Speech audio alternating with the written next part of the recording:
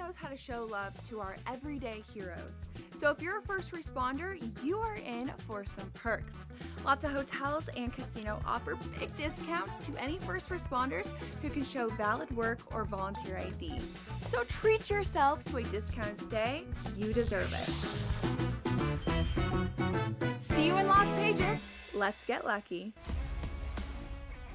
Second game of doubleheader. We don't know exactly who's going to be in the lineup, and maybe you get an extended game number one, which means tired bullpens and closers used up, which aren't available for game number two, and maybe finding some extra shots here. But I do think the pitching matchup more susceptible, Tom, to runs here. This is part of what we look at. Like I said, I don't expect both teams to win. So we have a pitcher who may not be sustainable at 28.6, but he's playing well right now. Pro Baseball Today, only on SportsGrid. If you're going to trade Durant, right, it means things are getting weird anyway. Teams are going to, before they go for Durant, they're going to go for Devin Booker. That's just the reality of it. You get rid of Durant, or do you do the crazy one? Because you're so far out of the West, you get rid of Booker, because D-Book will bring you far more in a return. Betting above the rim, only on SportsGrid. The game is on. The stakes are high, but the action isn't just on the field. He's rearranging that rim. Get it inside! SportsGrid's in-game live. Your ultimate second screen experience. A little flyer, couple 18.5 point live line. Every prop, every play, every day. Anything can happen. It's complete chaos. It's smarter to be on SportsGrid.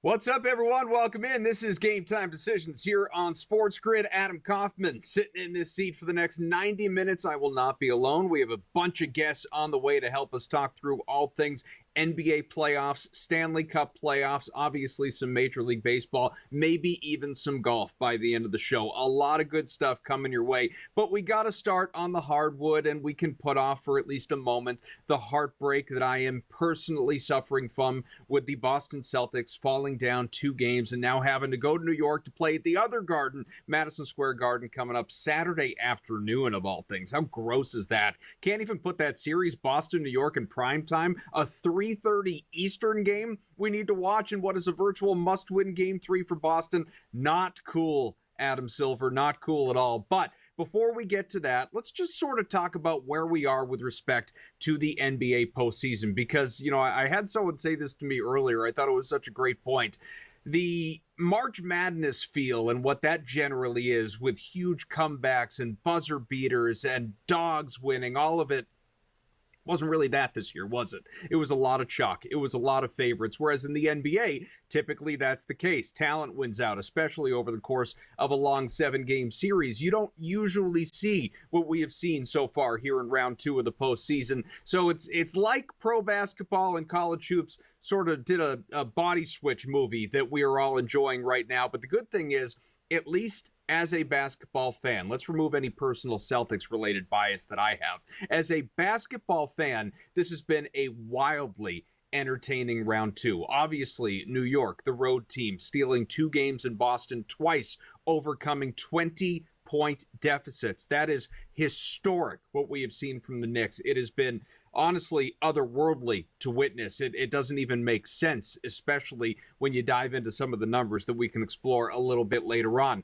Last night, Oklahoma City, the prohibitive betting favorite to win the championship, avoided that same fate after dropping game 1, kind of coaching itself out of game 1 with all the late game fouling there against the Nuggets. They eviscerated the Nuggets in game 2, won that game by about 75 points. So now it is 1-1, heading to Mile High there in the battle of MVP candidates, SGA and Nikola Jokic. Obviously, back to the Eastern Conference, we have the same thing that has happened for Boston, happened to the team that won the East in the regular season. The injury plagued Cleveland Cavaliers. We know Evan Mobley, he missed the last game. Will he play in the next one? It's iffy.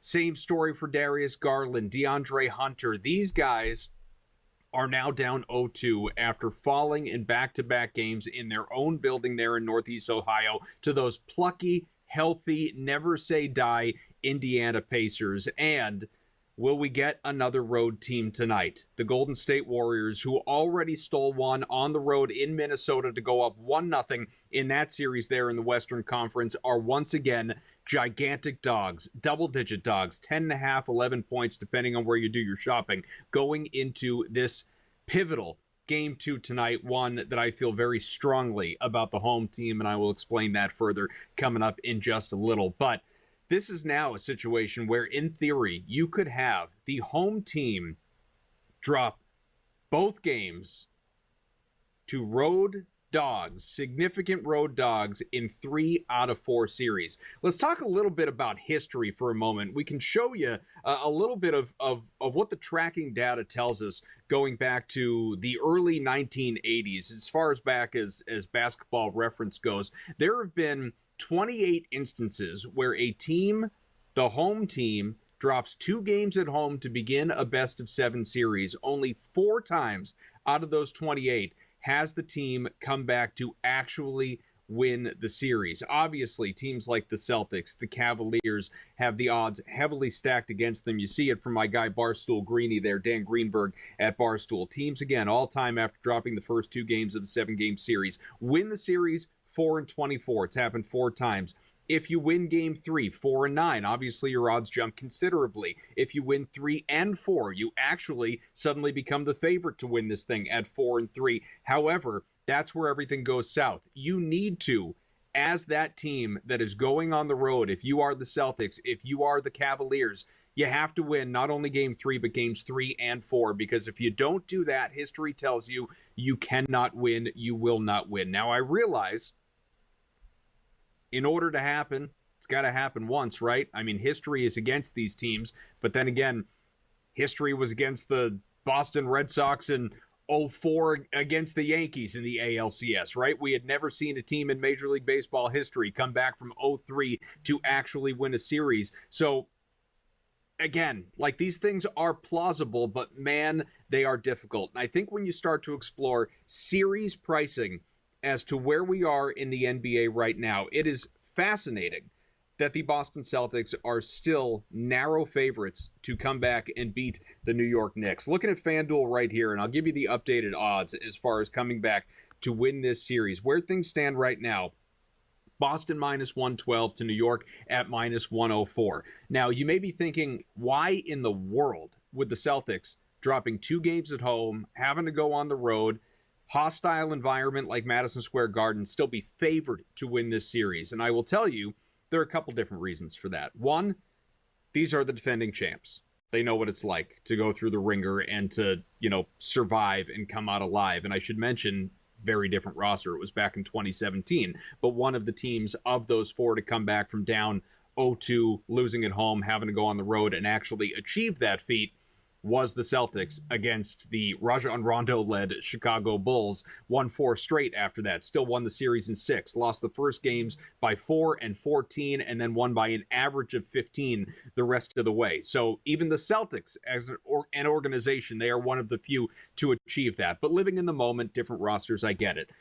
Again, defending champs, same core as last year, very little roster turnover. So again, these guys know what it takes to get over the hump. That's one thing. I don't think even Knicks fans would argue against the fact that the Celtics are still the more talented team top to bottom versus the Knicks, though there are the injury concerns, or I guess illness concerns, surrounding Kristaps Porzingis. That's another. And the other, maybe most important detail is the Celtics led by 20 in each of those first 2 games, and still shot only 25% from 3-point range through these 2 games. That's insanity. 25% from 3 for a team that obviously made its bones during the regular season as a 3-point shooting team. Live and die by the 3, so far dying. Water has to find its level. I still believe that. The Vegas odds are telling you that, which is why the odds are what they are, with Boston even still in this situation being the narrow favorite. Now, as far as this game tonight, just to begin this conversation, we will explore it a little more later on with, of course, our lead basketball analyst here at SportsGrid, James Young, as well as a little bit after that with Andrew Watts O'Connor, who is part of Rhythm and has a show over there. This Timberwolves team, it lost, obviously, in the opener to the Warriors, but now there's no Steph Curry, probably not going to play again the rest of the series due to the hamstring strain. He is out for this one. He left that game in the second quarter, and still the Timberwolves, because they just shot so poorly, below 20% from three-point range, couldn't get themselves over the hump. Anthony Edwards started that game 0 for 10 shooting. He came on a little bit late when it was too little too late and got himself north of 20 points. He's going to start faster. That team is going to start faster. They had more fast break points, more second chance points, doubled them points in the paint in that game. The Warriors win was straight up luck in game one. It's not going to happen again tonight. Take the number. Timberwolves will cover. We'll get to hockey talk next.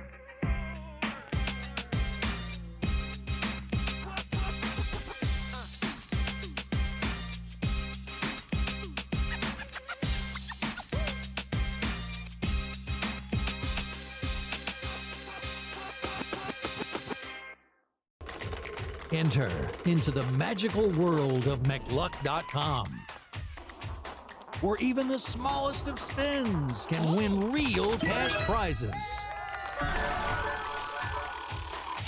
Adventure into over 1,000 of the best Vegas-style slot games. So what are you waiting for? Unlock your free welcome offer today. Join the fun where winners play and players win.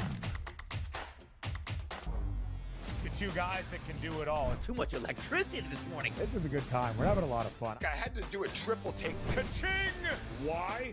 Because of parity. I didn't mean to offend. Yeah, it's not going to happen. Load management is a dirty word. Let him rip. You know what? Circumstances provide the results. What? How do you do this one? Oh, Donnie, you got such a good show there. A network that is booming. The Early Line, only on SportsGrid.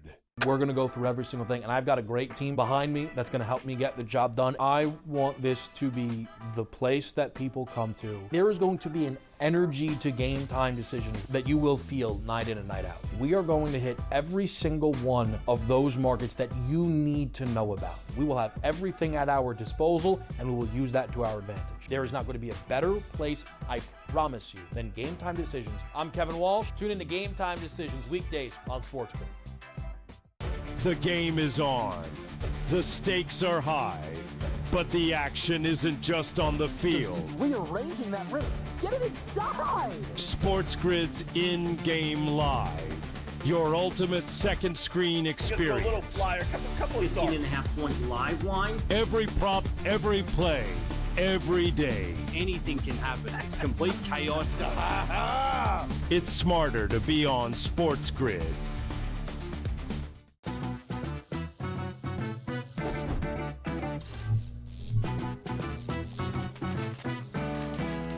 Did you know sportsbooks tend to draw up tighter bet lines for events that get even more bettors, like championship games or major matchups? My tip?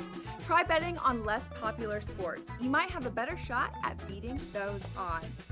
Now, go get lucky. See you in Las Pages. Let's get lucky.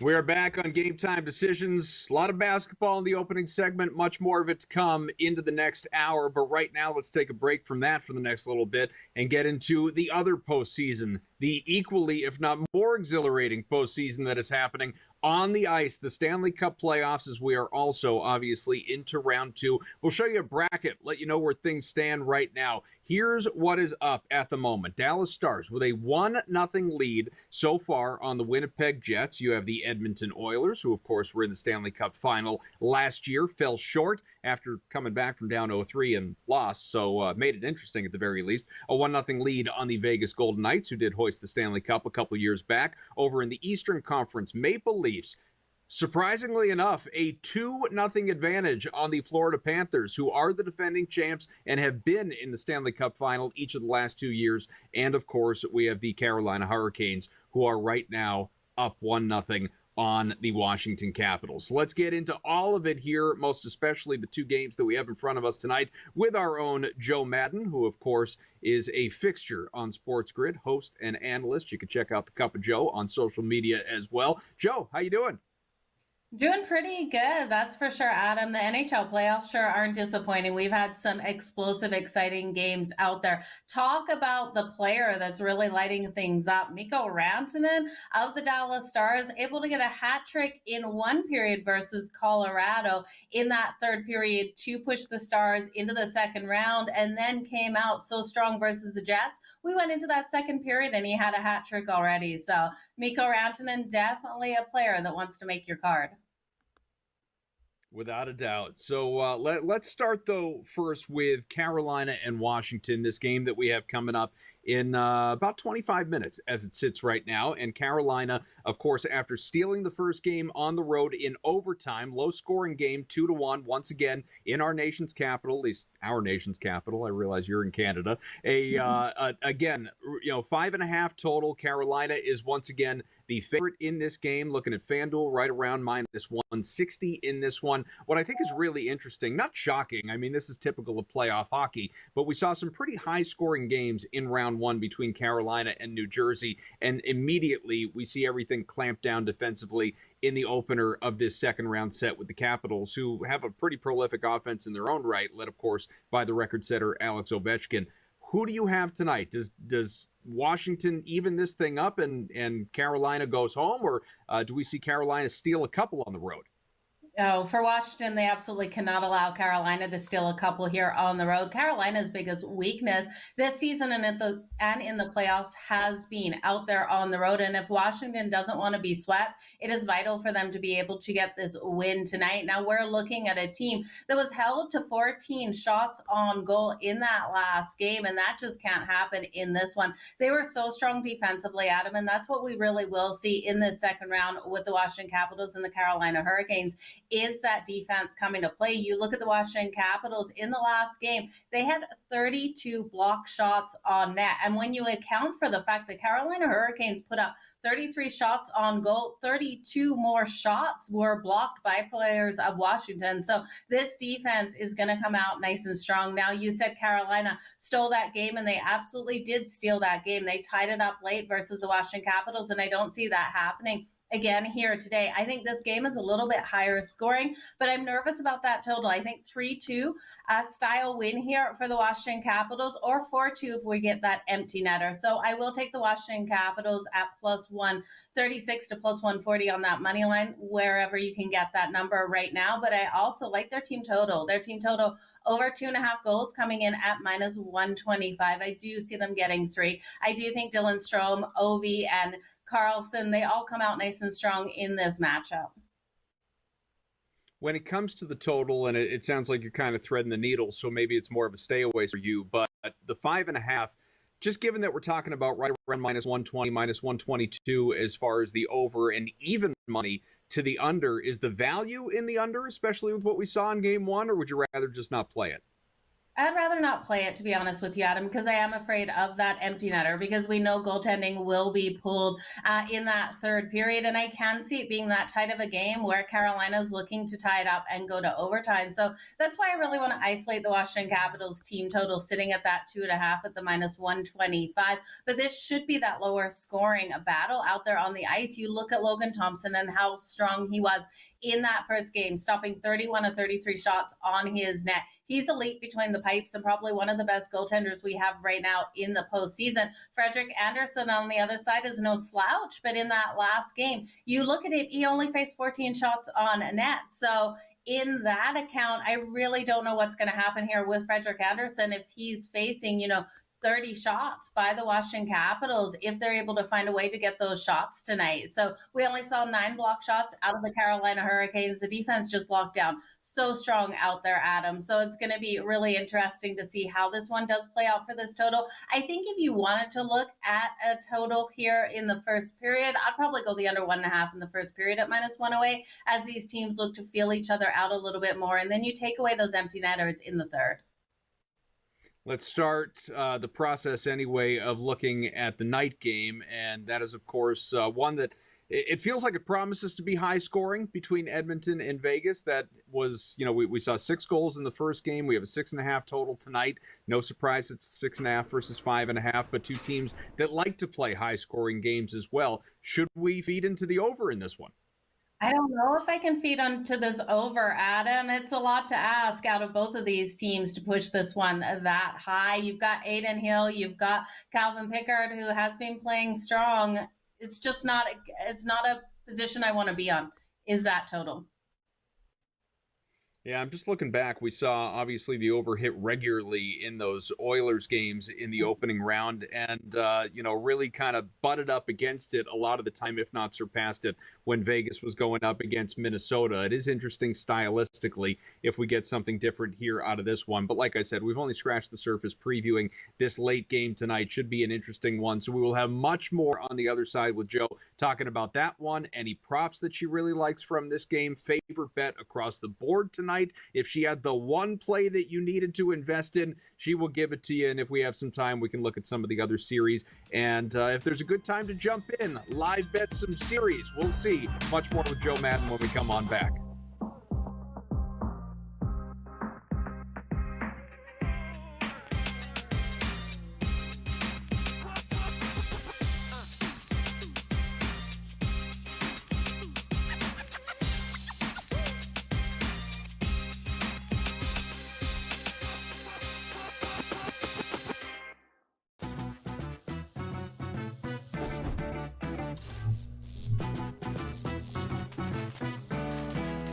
New to social casinos? You're in for a treat. Most online casinos offer bonus cash or coins just for signing up. That's your own little participation trophy. Now, go get lucky. See you in Las Vegas. Let's get lucky. The game is on. The stakes are high. But the action isn't just on the field. Rearranging that roof. Get it inside! SportsGrid's in-game live.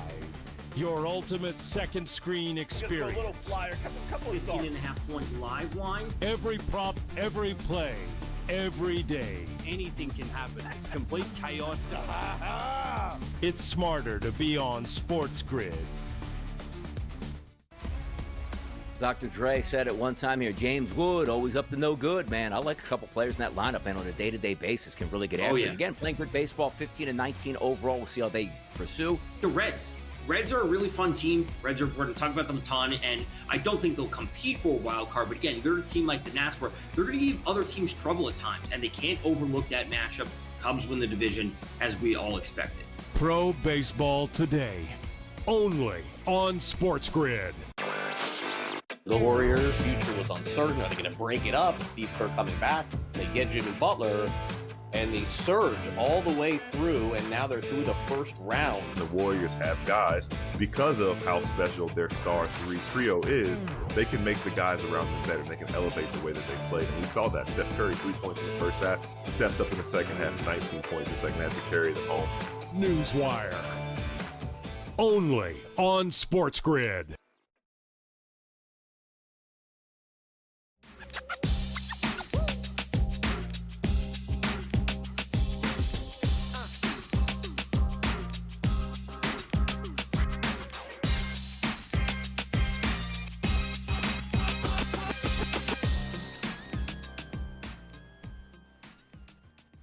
We are back with Joe Madden, of course, SportsGrid's lead hockey analyst, and talking all things Stanley Cup playoffs. 2 games in front of us tonight. We were chatting a little bit about the first game, Carolina and Washington, which starts up in about 20 minutes. The nightcap, of course, Edmonton and Vegas. Admittedly, the one that, look, if you're into goal scoring, it's in, and there's nothing wrong with these lower scoring defensive battles in the playoffs. It's what makes it so edge of your seat and exhilarating this time of year. But I don't know. There's a little something to knowing that you could get like 5, 6, 7 goals in that nightcap with all the just incredible individual talent on the ice there in the Western Conference game. So I am looking forward to that. But Oilers and Golden Knights, Joe, do you have a favorite bet from this game on the prop market?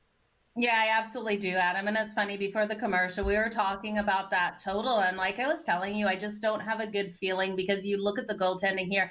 Aiden Hill has to play better. And Calvin Pickard, he's just such a question mark out there, only facing 17 shots in that last game, allowing 2 goals to go in. So I think if Vegas gets hot in this one, they should be able to blanket him with those shots and we'll see more go in. So what I'm going to do with my favorite play in this game is to look at the Vegas Golden Knights and look at them in that first period. Edmonton has been starting off slow and they've been getting these comeback wins. So looking at Vegas first period on the money line at -130, I think is a great way to go. I'm going to put half of a unit on that and then the other half on the Vegas Golden Knights on the puck line in the first period, laying the half a goal. That's coming in at +164. I love the plus money we're going to get there. And it seems like with Edmonton's ability to fight back, I think this is going to be a great live betting opportunity. If you do like the Edmonton Oilers in that first period, plays out that way because we know the over adjustments on the books is so great. And I do think this is a tight game when it comes to the end, because you look at the Edmonton Oilers, they won the last 6 versus the Vegas Golden Knights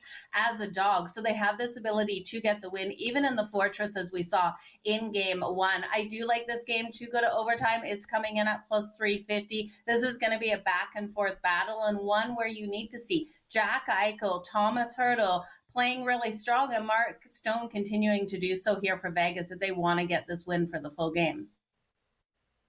Joe, I spent a lot of time in the opening segment of the show talking about the NBA postseason and these favorites that have found themselves in an early hole in their second round series. A lot of people, I think, came into Toronto, Florida saying, well, of course, the Panthers are going to win this series, whether because of experience and the multiple deep playoff runs and defending champs and talent and all of that. Plus, hey, it's the playoffs. Of course, Toronto's going to choke, right? And teams from Canada in general, they choke this time of year. Well, you've got the Maple Leafs as the only team right now that holds that 2-0 series lead. And I'm looking at FanDuel right now, a -210 to win the series. You can still invest in Florida at +172. Would you do it?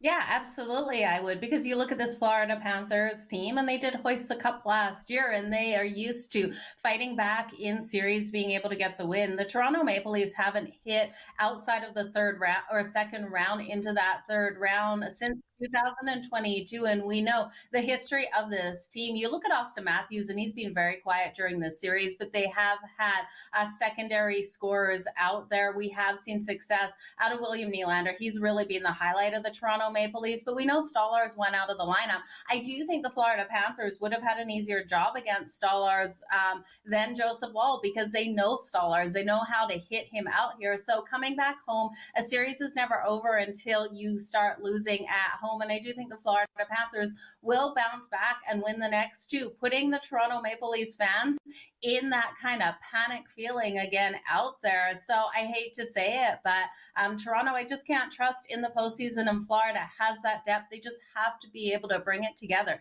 They made so many mistakes out there in game number 2. They have to start winning these faceoffs as well, Adam. You look at the faceoff percentage. Toronto was able to win 62.7% of the faceoffs out there on the ice. This is not sustainable for them to be able to hoist the cup here allowing Toronto to get those faceoff wins. Joe, just because we've not talked about them, they don't play tonight, but hey, we should mix them in. The Stars and Jets series, obviously early on, Dallas is up 1-0.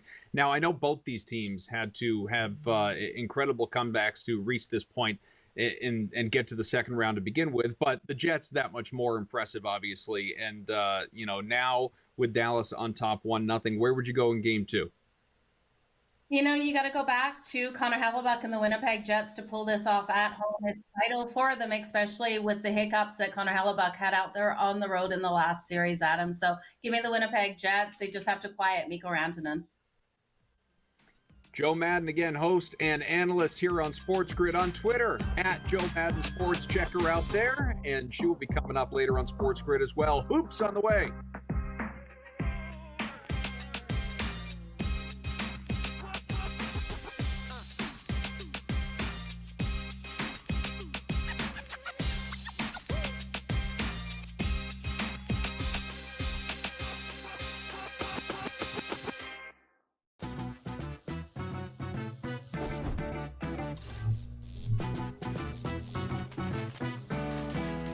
New to social casinos? You're in for a treat. Most online casinos offer bonus cash or coins just for signing up. That's your own little participation trophy. Now, go get lucky. See you in Las Vegas. Let's get lucky.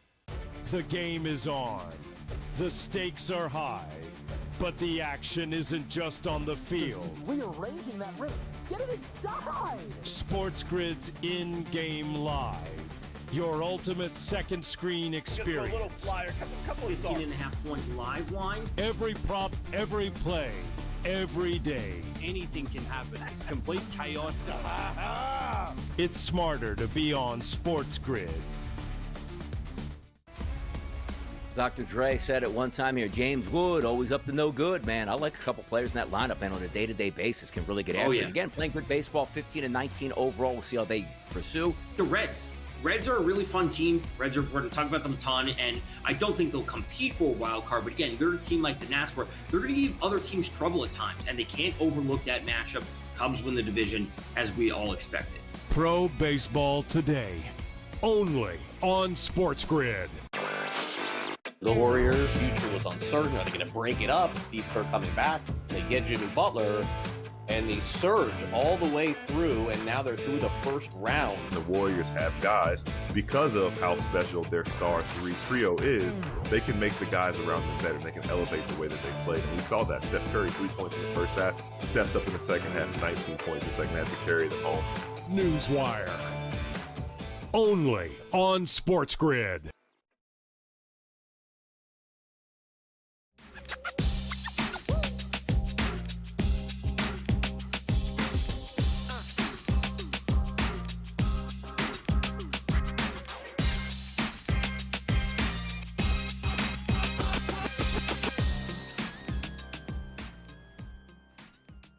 Hour number 2 here of Game Time Decisions. Our thanks once again to Joe Madden. We expect to be joined here shortly by SportsGrid's lead basketball analyst, the man who, of course, heads up the Betting Above the Rim podcast. That is head coach James Young, the coach. He will join us coming up in a little bit, getting a much more NBA talk. It's going to be a lot of hoops talk here throughout this next half hour or so. We'll have Andrew O'Connor-Watts join us a little bit later on in the program as well. So we were chatting about earlier the fact that, you know, these road teams, just been such dominance from the road here in this second round, road dogs as well. It's not like, you know, we were just talking about Carolina and Washington and the fact that the Hurricanes, you know, yeah, they're the road team, but also the favored team. Not the case in any of these instances here in the NBA. It's all been considerable road dogs and oftentimes double-digit road dogs. The Celtics, of course, dropping a couple of games at home to the New York Knicks and now have to go back to Madison Square Garden coming up on Saturday afternoon for Game 3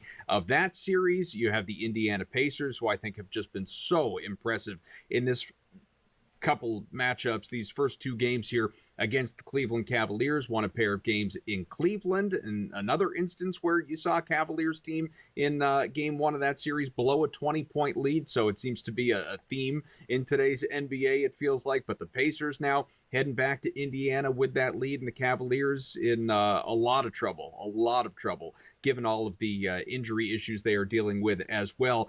And of course, we see the split between Denver and OKC after that just slashing, the throttling out of the Thunder at home last night, as a lot of people thought might happen. And the team that is trying to avoid 0-2 tonight, that's the Minnesota Timberwolves at home, who are 10.5, 11-point favorites against the Golden State Warriors, who we cannot say that it's enough, do not have Steph Curry likely for the rest of the series with the hamstring issue. So is there a better investment, quite frankly, on today's docket than Minnesota, whether it's first quarter spread, halftime spread, full game spread. Is there any way that the Timberwolves tonight have trouble with Golden State? Let's explore with the coach, JY, James Young, who, again, lead basketball analyst here at SportsGrid, and, of course, hosts the Betting Above the Rim podcast, and a guy who can't get out of my Twitter DMs every time the Knicks beat the Celtics. But we'll put that off. We'll get to that, JY. What do you expect from this game tonight? Because to me, this is a 15, 20-point win out of Minnesota. Yeah, and Adam, it's great to be on with you as always. If I'm Minnesota, I don't play with my food. I just heard what you were saying before you brought me on. I love Minnesota minus 3.5 points in the first quarter. The one thing you want to do is you want to impose your will, especially when Anthony Edwards played, right? 1 point in the first half. I expect an uber aggressive team that really comes out and tries to jump Golden State early. Worried about maybe a backdoor cover, even though I do think you're right. I think it could be a 15-point game. I just want to cash out my money early. Give me the Minnesota Timberwolves minus 3.5 points in the first quarter. Makes a lot of sense. When it comes to the prop market, though, and you mentioned Anthony Edwards, and I'm with you. I mean, the guy took, 23 shots in game one, but he missed his first 10. Did manage to get over 20 points, but it was, kind of a too little too late situation there for the Timberwolves, unless, of course, you were invested in, maybe some ant builders, then, you potentially got there. But on the Golden State side, what was really interesting was Steph goes down in the second quarter. He had gotten off to a, at least by his standards here at age 37, a blistering start, obviously. It looked like he was on his way to a monster game at 13 points early, leaves with the injury, and then for the second straight game, it becomes the Buddy Hield show. He went nuclear against the Rockets to help clinch that series, and he had himself a great game one here in this one, in a game that the Warriors really never struggled, never relented all that much. Is it Hield again? Does Jimmy Butler step up because he wasn't all that great offensively? Is it a role player, like a true role player, like a Jonathan Kuminga? Where does the offense come from? Do you read my mind? Because you already said, one of my bets was the 3.5 in the first quarter. And now you just mentioned my Golden State prop, and that's Jonathan Kuminga over 7.5 points. When you really think about it, is you got a guy that can actually create his own shot. How many guys on Golden State can actually create a shot if Steph isn't playing, right? Really no one except for maybe Kuminga. Points prop is at 7.5 points for Jonathan. I know he's been I don't know if you want to call him in and out of the doghouse, but even in the playoffs, in 16 minutes of action, he's averaged 5.8 points per game. He's going to get 20-plus minutes tonight because they're going to need him. During the regular season versus Minnesota, he averaged 14.7 points per game in 30 minutes. This is a matchup they want to exploit. Look at Jonathan Kuminga, over 7.5 points. And you mentioned Ant. I'm going with Ant. I'm going over 3.5 made threes. Before last game, he hit it the last 5. I think he comes out like gangbusters. AK, I wouldn't be surprised if Ant has 2 threes by the end of the first quarter, if not 3. I think it's a monster game, so I'm going to go with the 3-point prop, hope to get and cash out early. No, it makes a lot of sense. I'm looking at his, I just can't believe that he only took 5 3-point attempts in the last game. And maybe it's, spending too much time watching, the series that I know we'll get to between the Celtics and Knicks, where 3-pointers are just flying like crazy. But the Timberwolves here in this game, maybe this was a situation where they actually did adjust, and we should to some degree credit them for that. And they had a better second half, obviously, than they did a first half. But Ant, who he's no stranger to throwing up 14 3-point attempts in a game. Again, he goes 1 of 5. The Timberwolves as a team, they only shot 17% from long distance, coach. They went 5 of 29. It's like they said, all right, it's not working for us. We got to try something else. And Naz Reid obviously was really good in this one. Julius Randle, I think by his offensive standards was capable. It was more just, that you got not enough out of Ant, quite frankly, because I think another bet we haven't mentioned that I think is worth considering. I wouldn't play the full game total in this one, but Golden State had 99 points in this game. You can go under their team total 95.5. I think they were lucky to get to 99. I would go under that. I regardless of whether you think the Timberwolves cover the spread, I think we got to look to a lower output game out of the Warriors. And if you think that that's going to happen, then you got to, and we think they're going to be better offensively out of Minnesota, then that's where you look at the point spread, right? You look at the fact of of even a full game, that they should be able to have their way with this team. And you talk about Ant, kind of reminds you a little bit of when the Lakers series, even when he did not shoot the ball well, 9, 8, 10, 10, 11, 340 attempts. This guy's not going to get up 5 attempts. He may have 5 attempts at the end of the first quarter, right? So I do like that. I do think this will be, listen, I know a lot of people are like, oh, can they win a series? This is going to be, here's what I think. I think they're going to be up 2-1, and I think they're going to try and force Steph back early, and it's going to cost them dearly. I wouldn't be surprised if this is a gentleman's sweep, and they take the next 4 straight. Coach, we've got about a minute. You want me to wedge in a little Celtics-Knicks, or do you want to get into it in another segment? I'll leave that up to you. Next segment. I just got talked into it by Sammy. I got dinner planned. I'm not going to. I wouldn't listen. I love our producer Sammy Yarnell, but there's one thing that we will never ever do at this point of the year, and that's talk Washington Wizards playoffs. He's in my ear. You're calling me a hater, and I'm letting you know, folks. The only chance we're talking about the Wizards is if they win the lottery. And if they won the lottery, they probably messed that one up too. No, what he means to say is the only way we'll talk about the Wizards is if some of their players show up at a Nationals game or a Capitals game. That's the only reason to even mention those guys here in the month of May. He sounds so depressed telling us to go to break. We're going to do that. More with JY on the other side. I'll be the depressed one. We'll talk about Celtics next.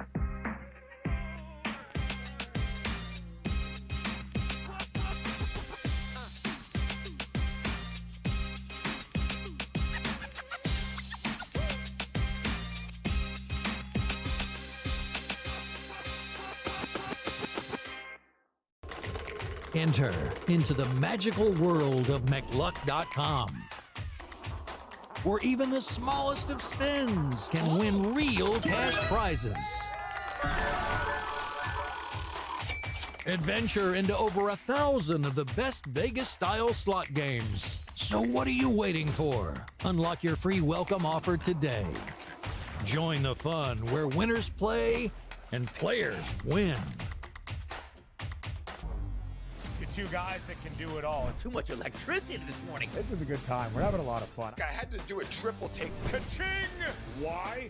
Because of parity. I didn't mean to offend. Yeah, it's not going to happen. Load management is a dirty word. Let him rip. You know what? Circumstances provide the results. What? How do you do this once? Oh, Donnie, you got such a good show there. A network that is booming. The Early Line, only on SportsGrid. We're going to go through every single thing, and I've got a great team behind me that's going to help me get the job done. I want this to be the place that people come to. There is going to be an energy to game time decisions that you will feel night in and night out. We are going to hit every single one of those markets that you need to know about. We will have everything at our disposal, and we will use that to our advantage. There is not going to be a better place, I promise you, than Game Time Decisions. I'm Kevin Walsh. Tune in to Game Time Decisions weekdays on SportsGrid. The game is on. The stakes are high.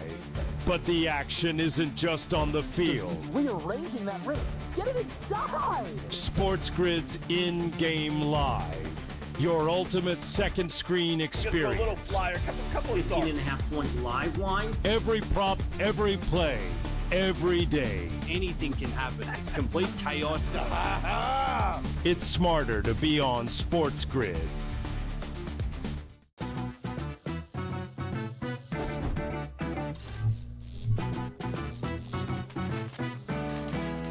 Did you know sportsbooks tend to draw up tighter bet lines for events that get even more bettors, like championship games or major matchups? My tip? Try betting on less popular sports. You might have a better shot at beating those odds. Now, go get lucky. See you in Las Vegas. Let's get lucky.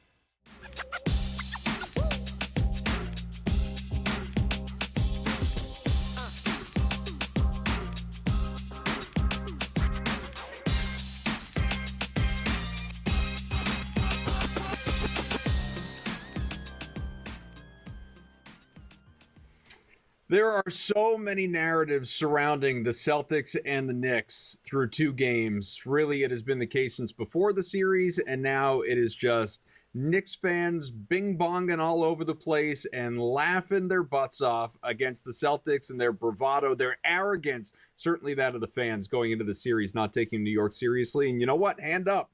I'm one of them. And yet, Coach James Young, the Vegas odds still favor the Celtics, down 0-2 in this series, having to go on the road as favorites to win this series. Marginally, but favorites. Minus 112 on FanDuel, New York minus 104. Does it make sense to you? Do you believe the Celtics come back and win? Well, I think they have to adjust their approach, right?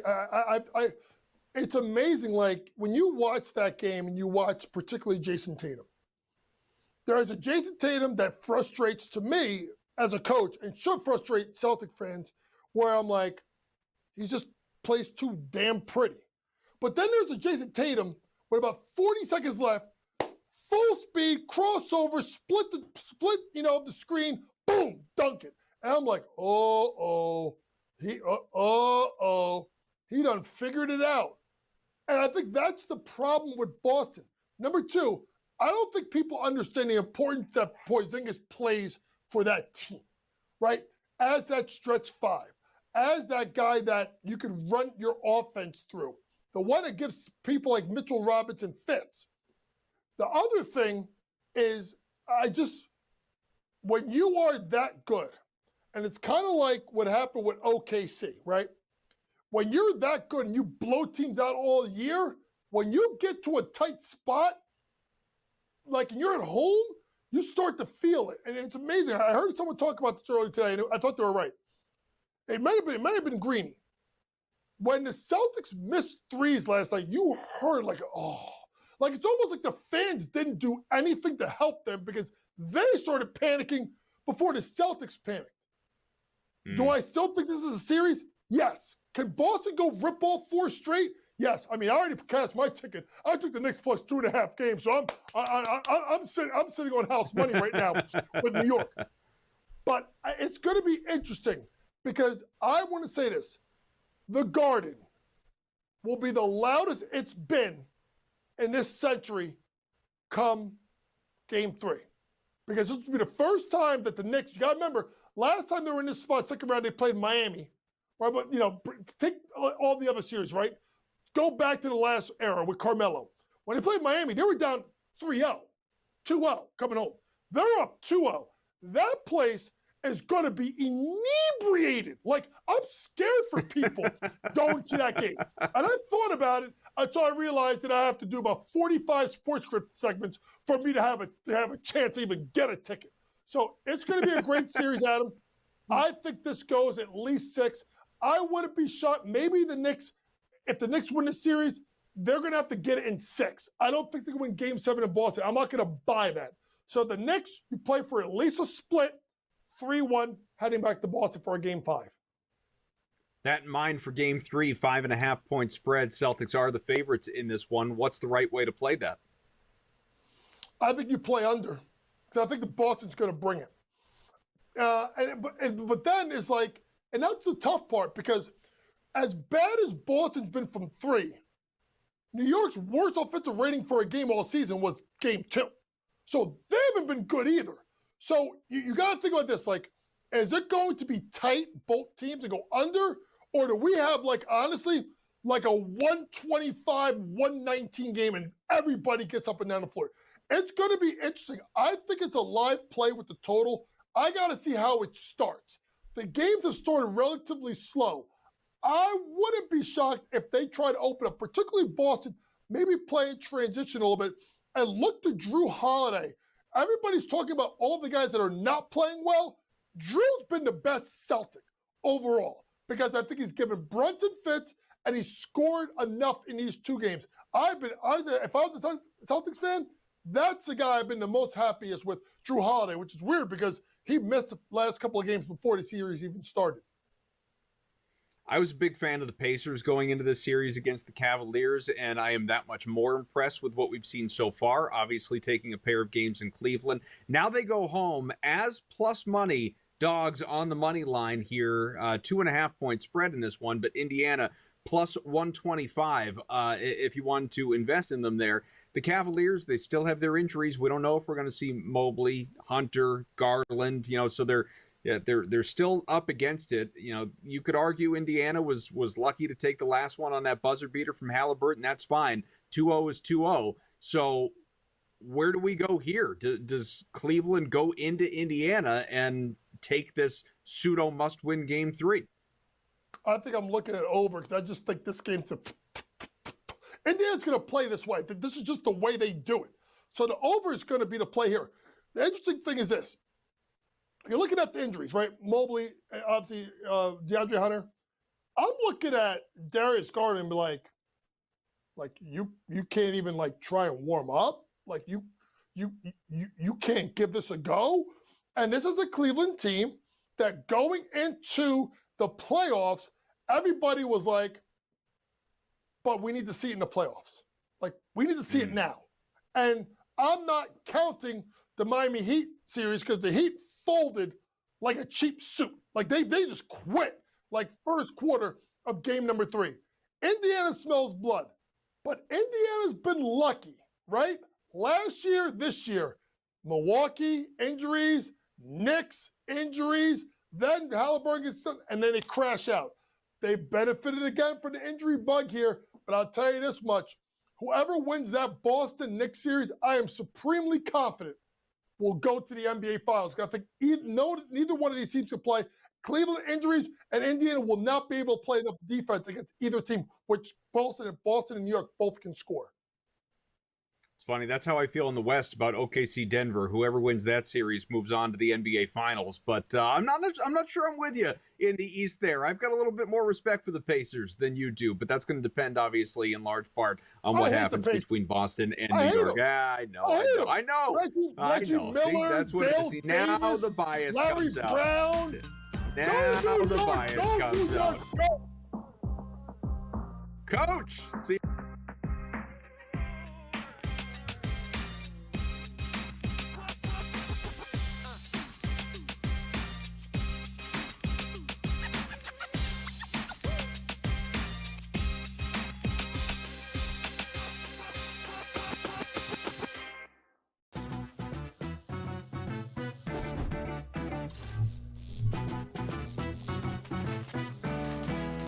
New to social casinos? You're in for a treat. Most online casinos offer bonus cash or coins just for signing up. That's your own little participation trophy. Now, go get lucky. See you in Las Vegas. Let's get lucky. The game is on. The stakes are high. But the action isn't just on the field. He's rearranging that roof. Get it inside! SportsGrid's in-game live. Your ultimate second screen experience. A little flyer, couple of 18.5 points live line. Every prop, every play, every day. Anything can happen. It's complete chaos. It's smarter to be on SportsGrid. Dr. Dre said at one time here, James Wood, always up to no good, man. I like a couple players in that lineup, and on a day-to-day basis can really get after it. Again, playing good baseball, 15-19 overall. We'll see how they pursue. The Reds are a really fun team. We're going to talk about them a ton, and I don't think they'll compete for a wild card. But again, they're a team like the Nats where they're going to give other teams trouble at times, and they can't overlook that matchup. Cubs win the division, as we all expected. Pro baseball today, only on SportsGrid. The Warriors' future was uncertain. Are they going to break it up? Steve Kerr coming back. They get Jimmy Butler, and they surge all the way through, and now they're through the first round. The Warriors have guys, because of how special their star trio is, they can make the guys around them better. They can elevate the way that they play. And we saw that. Steph Curry, 3 points in the first half, steps up in the second half, 19 points in the second half to carry them home. Newswire. Only on SportsGrid.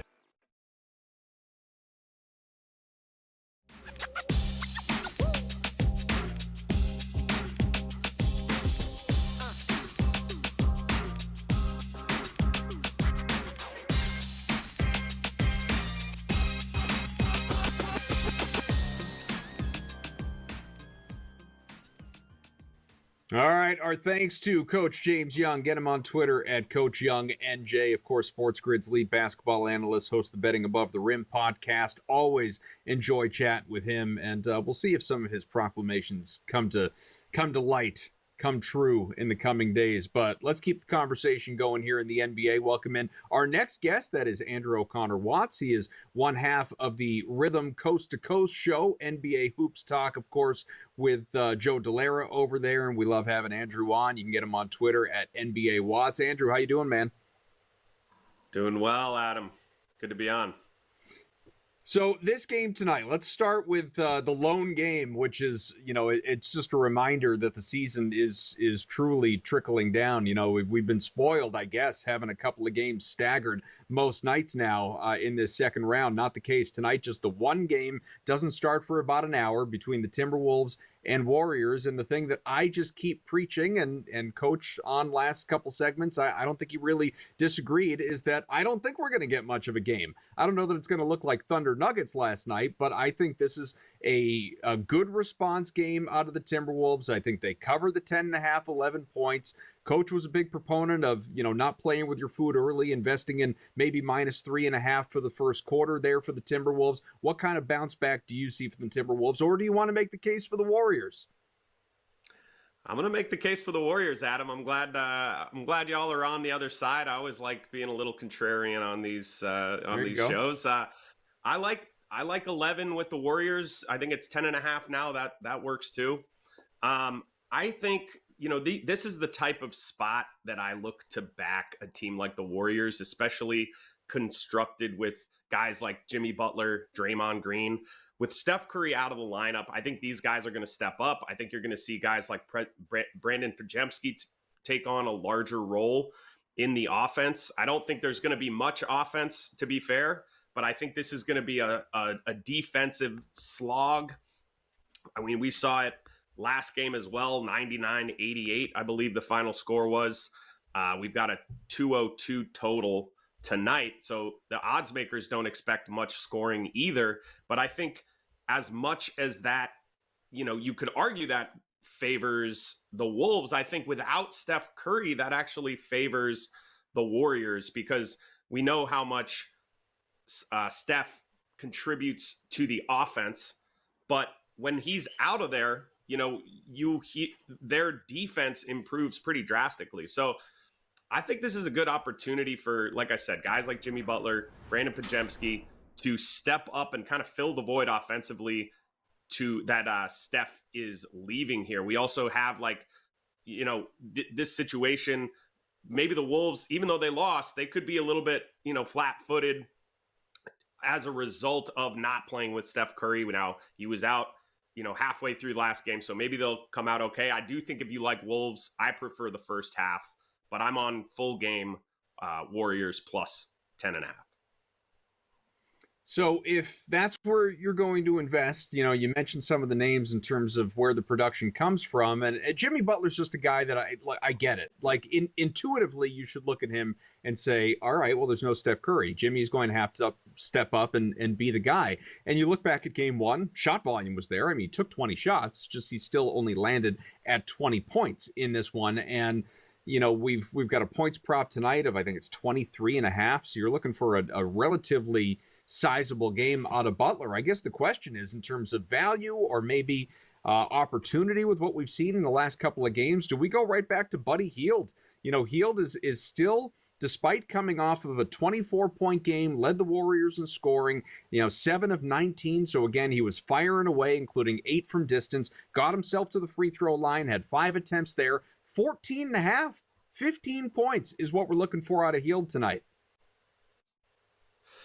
I think if you're going to go with Hield, I kind of like the threes angle a little bit better, because, teams like this without their best player, the Warriors know that they're at an offensive disadvantage. So I think the way that they counter that is by cranking up the variance, right? So taking a massive amount of threes with guys like Hield, who's a sharp shooter. Again, I mentioned Brandon Pajemski. I think these guys are going to be in positions to hit 3-point shots. And I do lean, I think Buddy Hield could have a great game. I do kind of lean towards the threes, though, if I am going to pick one of those angles. We've got Andrew O'Connor Watts hanging out with us, talking through the NBA again. This is just the one game tonight. The T-Wolves playing host to the Warriors as sizable favorites. You've heard both sides of the coin here for this game, but what about some of these other series? We will dive in more with AOW on the other side.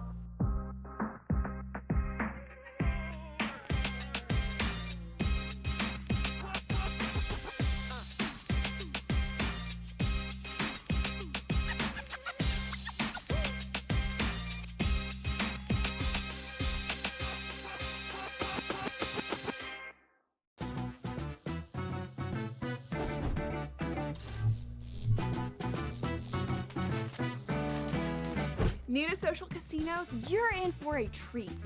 Most online casinos offer bonus cash or coins just for signing up. That's your own little participation trophy. Now, go get lucky. See you in Las Vegas. Let's get lucky. The game is on. The stakes are high. But the action isn't just on the field. Rearranging that roof.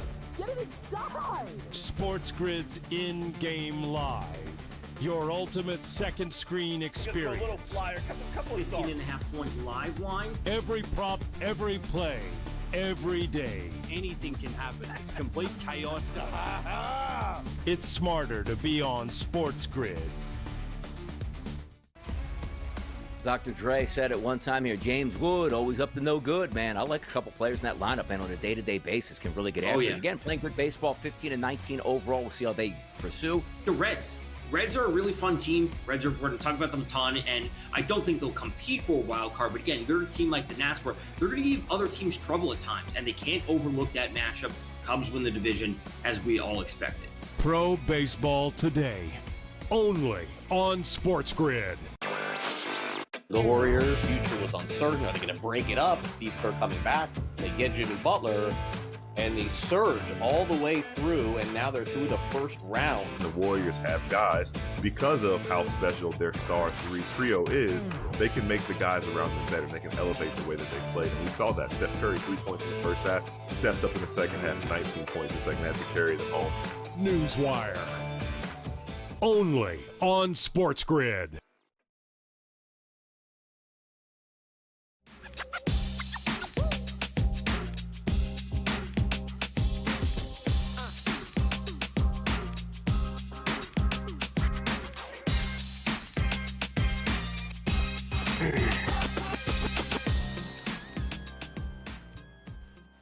All right, back with Andrew O'Connor Watts here, talking through all things NBA. We were just giving you a preview of the T-Wolves and the Warriors tonight. That game less than an hour away. How about these other series? And look, admittedly, I'm a little sensitive to my Boston bias. Oh, this guy Kaufman wants to talk about the Celtics again, but truly, I mean, find me a bigger story in the NBA than the Celtics and the Knicks, and Boston dropping 2 games at home, each time with a 20-point lead, falling down 0-2 in this series. The defending champs now having to go to the Mecca, having to go to New York to face off with the Knicks in what will be a rocking Madison Square Garden on a Saturday afternoon with everybody lubed up there on the sidelines and in those stands. And even still, we see the Celtics as narrow favorites to come back and win this series. Andrew, I just think what it comes down to in terms of sort of the narratives are most people, like even the most ardent of Knicks fans, really didn't expect a series. Like maybe it would go 6.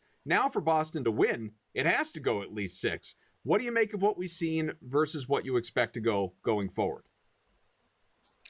Well, speaking as an ardent Knicks fan, I can tell you that I did not expect it to go this way at all. I was, I did think that the odds makers were being a little bit disrespectful in that series price. I mean, I think it was it got up to plus 610 at one point, which is just, I don't know. To me, that was just wrong given the injuries on the Boston side. Porzingis, I don't know what devil magic he got involved with, that he's been sick for like 3 months or something. I don't know what his deal is, but he hasn't been right for a couple months now. We saw Drew Holiday miss a couple of games. Tatum kind of chalked it up to them playing Orlando, but I think just based on that injury uncertainty, the line was off. Now, I'm not going to sit here and tell you that I bet that line, but I do think that we kind of collectively underestimated the Knicks in a way that we probably shouldn't have, myself included. I've been on Boston a couple ways even since that game one. I bet them that game two and series parlay that you see at a lot of these books. And then I had to live hedge with Knicks money line once I saw that comeback coming. But it's kind of one of those things where this Boston team has blown leads like this before. We've kind of thought they got it out of their system, but we have seen them play with their food many, many times. So, it's not crazy to think in hindsight that this is where we are, but it certainly was not something that I expected to see. Meanwhile, Thunder and Nuggets, I had the thing completely wrong. So last night, I thought the Celtics were going to be the team that covers, and I thought the Nuggets were, a good look with the points. Instead, it went the other way. Obviously, the Knicks win outright as massive dogs, and the Thunder just curb stomped Denver. Nikola Jokic, poor game out of him by his standards, and fouls out in the third quarter. Which one, I guess, game one that Denver keeps close the whole way and narrowly wins versus the blowout win for OKC in game two? Which one is closer to reality if we're trying to handicap what's now a best of five? I think it's got to be game one. Jokic and the Nuggets Jokic is an excellent player. He's the best player in the world, in my opinion. Shea, excellent as well, but there's something about, the way that Jokic plays is extremely hard to scheme against. He always makes the right play, whether it's a pass, shot, whatever it may be. And OKC, specifically with their personnel, they are not super hefty in the front court, right? Hartenstein is, as good of a Jokic defender as you're going to get. But beyond that, you're looking at Chet Holmgren. He's a good off-ball shot blocker, but not someone that can bang with Jokic in the paint. And then we're looking at Jalen Williams or Kenrich Williams kind of backing them up. And I just don't think there's much to kind of deal with Jokic. So I do think that we're closer to that game one. I think game two, OKC just came out, blew their doors off. I think, I expected them to respond, but I certainly didn't expect them to respond that heavily. I think we could see Denver kind of with a response of their own, at least in the first half. I'm kind of eyeing their first half line.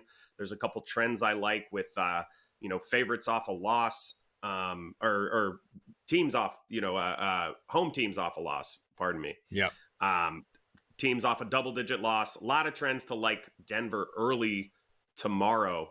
But I do think OKC is a great team. I think it's going to be a deep series, though. I think we could look at an over in games, potentially. Pacers Cavaliers is interesting to me. I was high on Indiana going into the series, thinking they at least had a chance to win. I thought they were very live to win this series as dogs. There's just something, and I've been saying it all throughout the year, there's something about this Cavaliers team I just don't trust. Like they feel like another one of those NBA teams that, win 60 plus games in the regular season, and then it gets to, nut cutting time in the playoffs, and they're not up for it. Now, that's not totally fair, because at the moment, 3 of their top, 6-7 players in the rotation are either unavailable or not close to 100%. So it's really all on Donovan Mitchell at this point in time. Going back to Indiana, again, the Cavaliers, the team that dropped a couple games at home, down 0-2 in this particular series. I feel like this series is over. It's only a matter of how long it takes Indy to win. Do you see it the same way, or do you give Cleveland a better shot than I do? I think it's, maybe I'm not breaking any news here, but I think it's massively dependent on the injury situation of the Cavaliers players. Like, I think one of the reasons they were such an excellent regular season team was the leap that Evan Mobley made, and maybe to a lesser extent, the leap that Darius Garland made, but more specifically as a whole, the roster, the offensive scheme. And with Mitchell playing a little more off ball, allowing the ball to be in Garland's hands more often. I think that the 4-man combo of Garland, Mitchell, Mobley, and Jared Allen was such a dominant combination of players. You could take any 3 of those guys, and the offense and the defensive rating stayed pretty much pat with where they were at when all 4 were in there. So I do think that having that flexibility of at least 3 of those 4 guys is really important. So I will be looking to get back in on the Cavs, but I absolutely need to know that at least Mobley or at least Garland is in there, preferably Mobley. And there's just, I don't have a read on the injury situation really to know. I mean, all 3 of those guys are questionable: Garland, Mobley, and Hunter. So until I hear definitively one way or the other, I'm fine with losing a little bit on the price move once we hear that information. But I probably will be looking to reinvest in the Cavaliers once I do hear something about the injury situation. Andrew, I'll just tell you how I see things. I obviously hope Boston comes back and wins this series, but if that does not happen, I actually like Indiana to represent the East in the NBA Finals. For me, it's either Denver or OKC to come out of the West, all due respect to Minnesota and Golden State. And at that point in time, especially if it is, anyone other than Boston, I think the West wins the championship. And I say all of that for this reason. I'm looking at FanDuel odds to win the finals. And 16-1 for Denver in what's now a 1-1 series, and I expect the Nuggets to obviously continue to put up a fight. Is there a better value opportunity out there that exists for you? I think Denver at 16-1 is a good look. We know they've done it before. If they happen to get past the Thunder, I think it's going to be tough for anyone else to match up with them the way that they're playing. Andrew O'Connor-Watts, again, he hosts the Coast to Coast show, part of Rhythm. Check him out on Twitter at NBA Watts.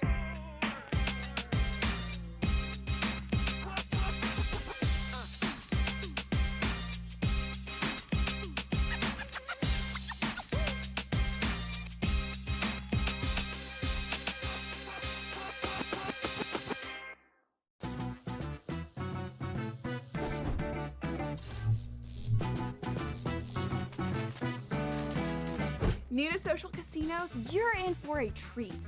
Most online casinos offer bonus cash or coins just for signing up. That's your own little participation trophy. Now, go get lucky. See you in Las Vegas. Let's get lucky. The game is on. The stakes are high, but the action isn't just on the field. He's rearranging that roof. Get it inside! SportsGrid's in-game live. Your ultimate second screen experience. Just a little flyer, couple of 15.5-point live line. Every prop, every play, every day. Anything can happen. It's complete chaos. It's smarter to be on SportsGrid.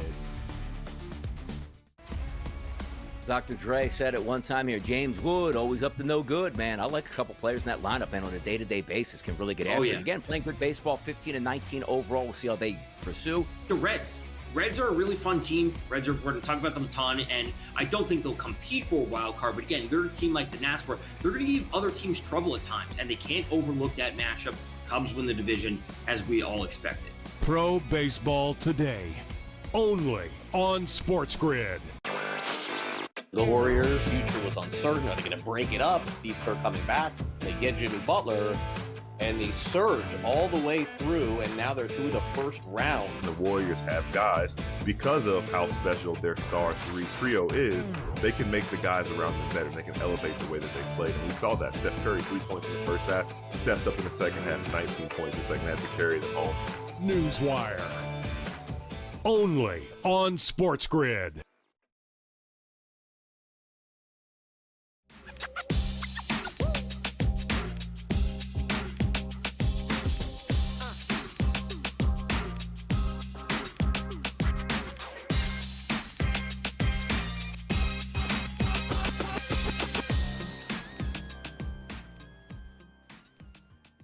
A lot of great stuff out of Andrew O'Connor Watts, and before that, James Young talking all through the NBA postseason, looking for bets tonight for this Timberwolves and Warriors game and other opportunities in terms of series betting, even championship betting. But I said if we had time today, we'd mix in some golf talk, and I'll tell you what, there's no one that I would rather chat about the links with than my partner on the weekends. Brady Cannon joins us here. Of course, get him on Twitter at Las Vegas Golfer.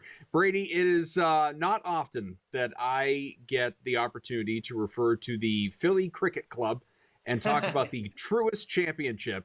But here we are, the event with the $20 million purse and one round in the books and a crowded field at the top. Keith Mitchell is the one-stroke leader at 9 under on Denny McCarthy, and behind him, you got a handful of guys, Ricky Fowler, Sepp Straka, Colin Morikawa, and Akshay Bhatia, all checking in 2 strokes off the lead. What do you like so far?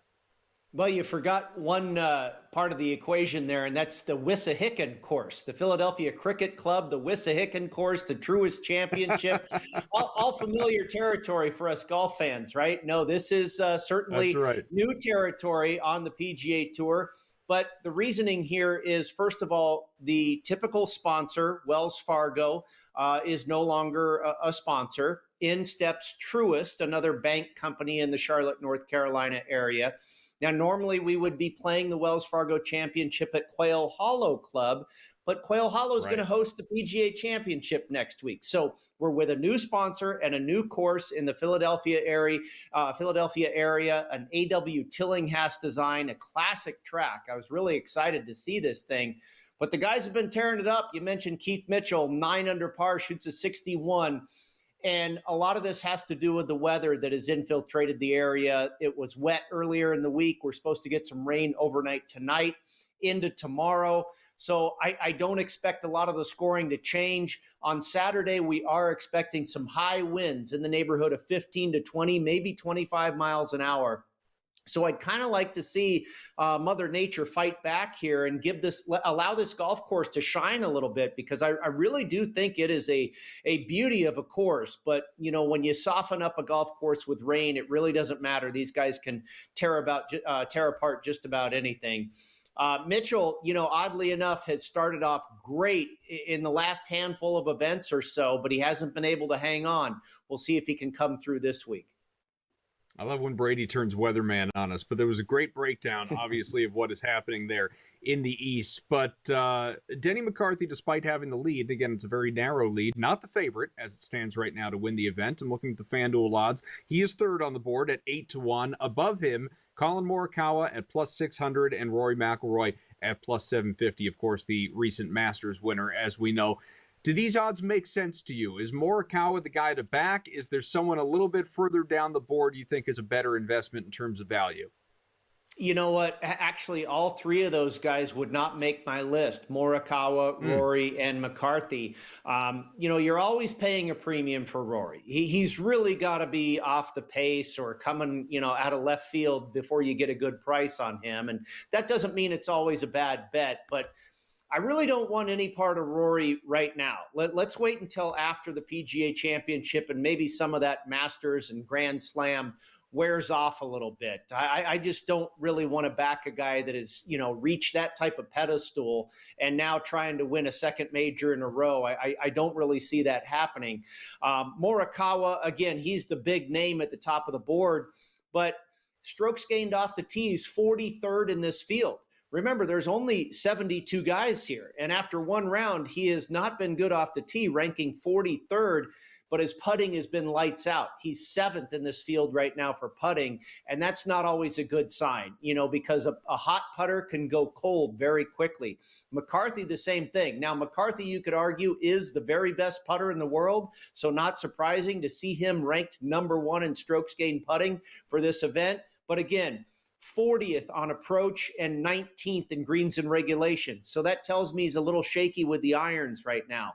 I'm looking at, you know, you mentioned Akshay Bhatia, 6th in strokes gained approach and 28th in putting. So he's a great putter. So the putting could certainly improve. We kind of expect it to. The iron play is already great, and he's at 22-1. Straka, a very similar formula there. The irons are firing. The putter's been pretty good, and you can get him at 14.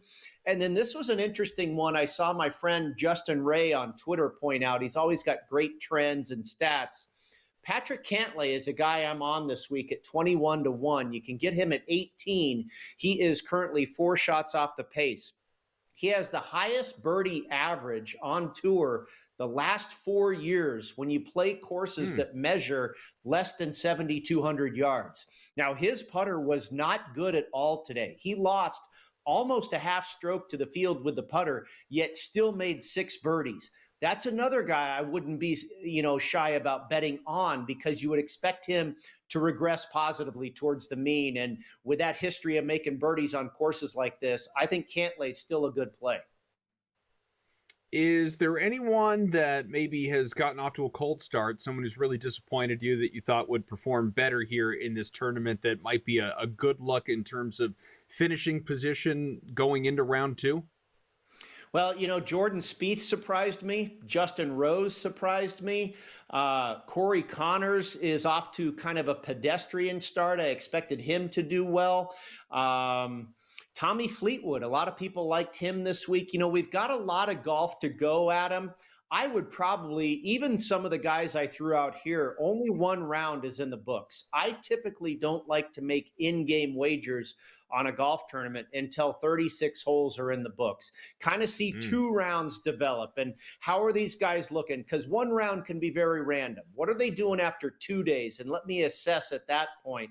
The other thing to keep in mind is we don't have a cut. There's no 36-hole cut. So these guys are going to play for all 4 days. So that comes into the handicap as well. I'd be taking a look at Cantlay, Batia, Straka, and maybe even Ricky Fowler a little bit at 40-1. And Keith Mitchell, he's off to a great start. He just hasn't been able to finish. But Colin Morikawa, Rory, and McCarthy, those are the guys I'll be staying away from right now. Brady Cannon and I spend a lot of time together here on SportsGrid Saturday and Sunday nights. I'll be on Game Time Decisions again tomorrow. Maybe Brady will too, for more from the Truist Championship. Brady, thank you, sir.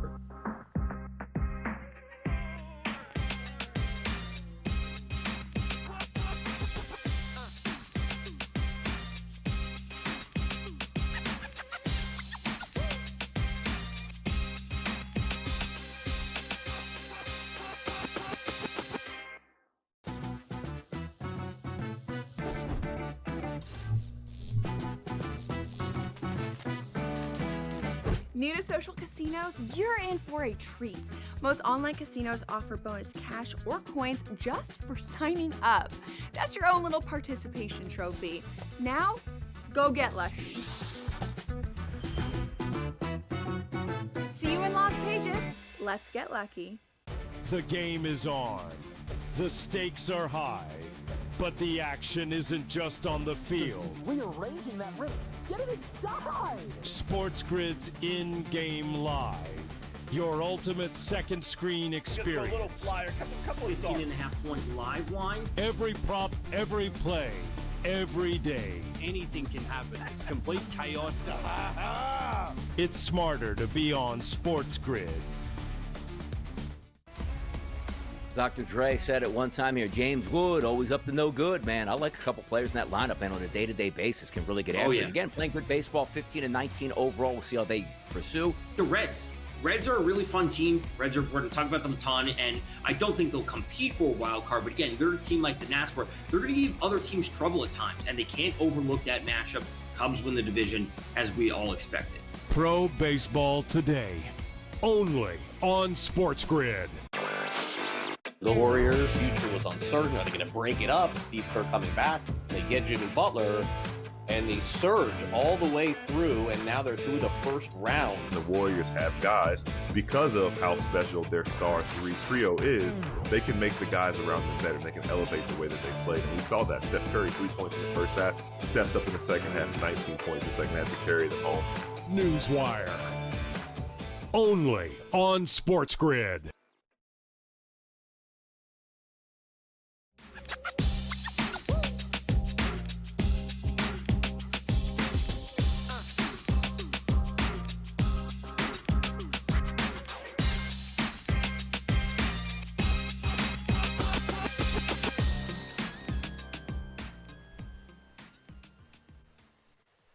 Want to thank all of our guests here on the show, most recently Brady Cannon talking about the Truist Championship. We had James Young as well as Andrew O'Connor Watts on the NBA, and of course Stanley Cup playoffs with Joe Madden earlier. I believe she is following us here on this program with Scott Wetzel for a couple hours, taking you through in-game live, and so that'll be fun. I think I'll be on with those guys late in the program as well. Talk through some NBA, maybe right around halftime of that Timberwolves and Warriors game. We'll see if I'm right about all the things that I keep harping here on the show about how I expect Minnesota to roll, or maybe I will just continue to look stupid as I have every time I have talked about the Boston Celtics over the last, 72 hours or so. But for the sake of mixing in a little bit of baseball, because we have not done that, of course, a lot of day baseball today, a lot of stuff that is already in the books. And so far, if you are a money line parlay investor, it's been a day for the favorites and potentially a good day for you. Earlier, we had the Twins coming back for a 5-2 win at home against Baltimore.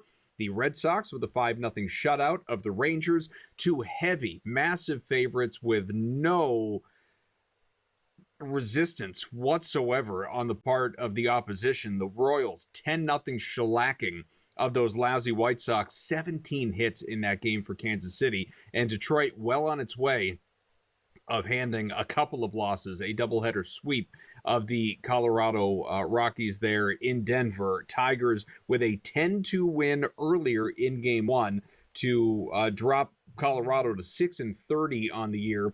And early scoring in this second game has Detroit now in the seventh inning up 8-1. So barring a massive comeback out of the Rockies, it's going to be a couple of free wins for the Tigers today, with Colorado on the other side. It's going to bring Detroit to 25-13. So the Tigers obviously having themselves a nice year, but once again, another favorite taking care of business. If you parlayed those together, maybe invested in Detroit with a doubleheader sweep today, wouldn't have been a bad bet. You would have gotten it at just north of plus money as well. At the end of three, Tampa's just gotten on the board with a second run, and so the Rays at home are leading the Phillies 2-1. So that is an instance where the dog is in front at the moment. But again, a lot of baseball left in that one. It's going to the top of the fourth. The Reds and the Braves. Atlanta is holding a 1-0 lead, and that one is bottom three. Still 2 games to come.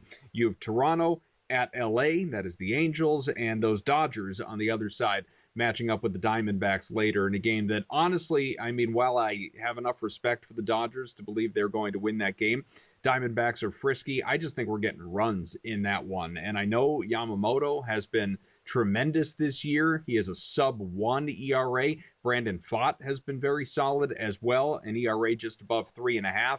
Even still, I like runs. What I probably would do, though, is invest in the full game over and not the first 5. I wouldn't be at all surprised if we see the starting pitchers do a, representative or better job here in this one to start off the game. And then the bullpens, things potentially get a little, haywire. Think back even to last night, the Dodgers. That was a scoreless game going into, the 7th inning? And then LA puts up a 7 spot and obviously wins the thing going away. So I'm not saying I'm projecting another 7-run inning or something like that, but I think late runs are certainly a possibility in that contest. And that one, it's nighttime baseball, like true night baseball, at least if you're on the East Coast, because those games out west start in, at this point in time, a little less than 2 hours, and a little more than an hour and a half away. So, and the Blue Jays, I just think Toronto wins this game. It's a decent investment on the money line. You see it right there at minus 130. Another favorite. It just gave the game away late, lost in extras last night. I tend to back better teams that are coming off of that situation where a game gets away from you, and you're looking for a good opportunity to come on back and sort of right the ship, and in Toronto's case, get a 17th win of the year against an inferior Angels team on the other side. And plus, you got a solid pitcher in Chris Bassett on the mound, who has a sub-3 ERA.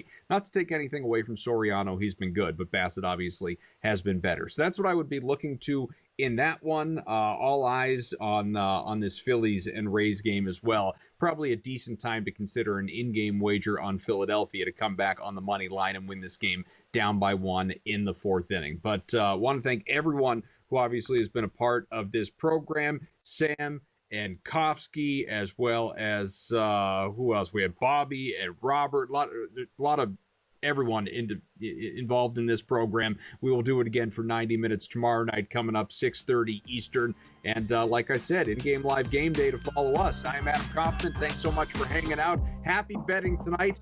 And for our wallets, go T-Wolves.